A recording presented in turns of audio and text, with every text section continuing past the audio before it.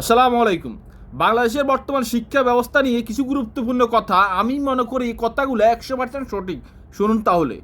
আমাকে যদি বলে যে বাংলাদেশের শিক্ষা ব্যবস্থা আপনি কত নাম্বার দিবেন? আমি বলব ৫ দিব। মুখস্থ বিদ্যা, এই মুখস্থ বিদ্যা দিয়ে জীবনে কিচ্ছু হয় না। আমাদেরকে কি শেখানো হয়? উত্তর মুখস্থ করা। এটা কোথায় কাজে লাগাবেন?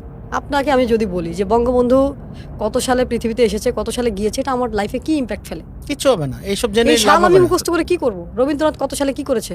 তার কয়টা বই আছে? ঘোড়া নাকি শেষের কবিতা? লাভ কি আমার জীবনে?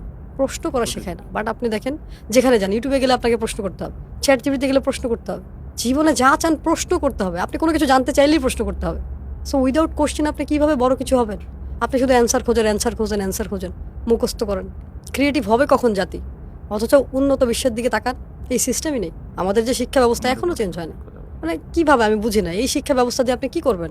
আপনি ২০ বছর পড়াশোনা করে আবার শিখতে হয়, চাকরি হয় না। ১১ লক্ষ বেকার ছেলে ঘুরে বেড়াচ্ছে, শিক্ষিত বেকার। তাহলে এই ২০ বছর কি শিখলাম? ২০ বছরের কি শিক্ষার কি প্রয়োজন ২০ ছিল? বছর আপনাকে বড় করা হয়েছে। জীবন থেকে এই ২০টা বছরের মানে এটা কিন্তু অনেক মূল্যবান একটা সময় নষ্ট হয়ে যায়। আর ওই যে প্রাথমিক শিক্ষা, এটা আমার কাছে মনে হয় ম্যাট্রিক পর্যন্ত এনাফ, ইন্টার পর্যন্ত এনাফ। এরপরের শিক্ষাগুলো আমার কাছে মনে হয় সাবজেক্ট ওয়াইজ হওয়া উচিত।